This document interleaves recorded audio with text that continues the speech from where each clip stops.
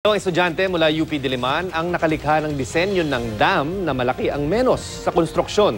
Silipin yan sa balitang hatid ni Cedric Castillo.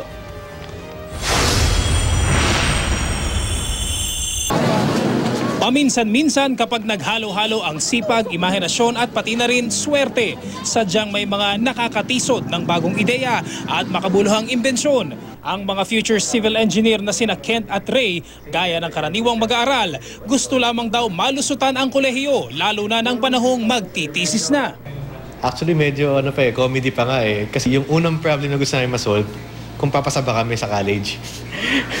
Second, yung kung yung core ba is kaya niyang ma-hold yung tubig. Ang core na kanyang nabanggit ay ang kombinasyon ng lupa at iba pang natural na sangkap na ginamit bilang palaman kumbaga ng kanilang project na Earth Dam.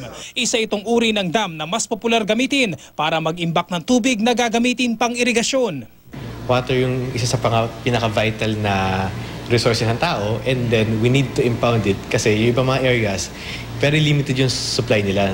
Pwedeng i-set up dun sa mga channels malapit dun sa mga farm areas para magkaroon ng irrigation dun sa areas. Lalo na ngayon sa El Nino medyo may scarcity ng water ngayon sa mga Tinawag na Gaia Dam mula sa Greek goddess of Earth. Ano nga ba ang kakaiba sa core material o palaman nito?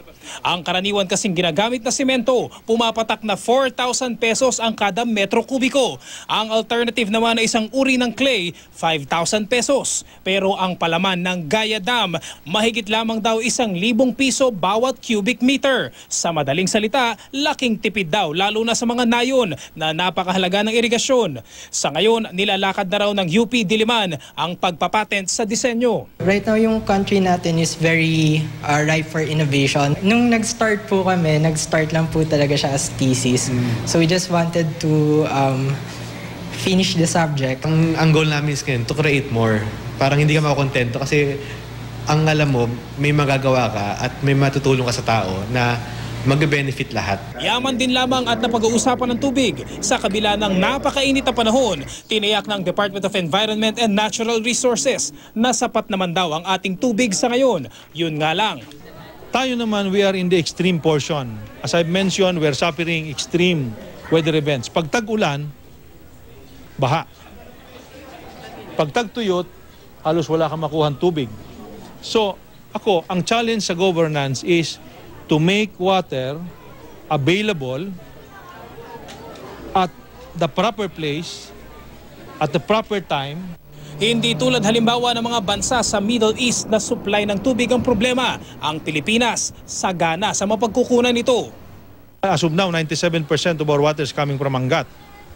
Kami naniniwala na ang tubig sa Laguna Lake at Pasig River pwede inumin. Sa ngayon, malayo pa naman daw sa critical level ang Angat Dam. Gayunman, may malaking epekto raw talaga ang madalang na pag-ulan. Cedric Castillo, GMA News.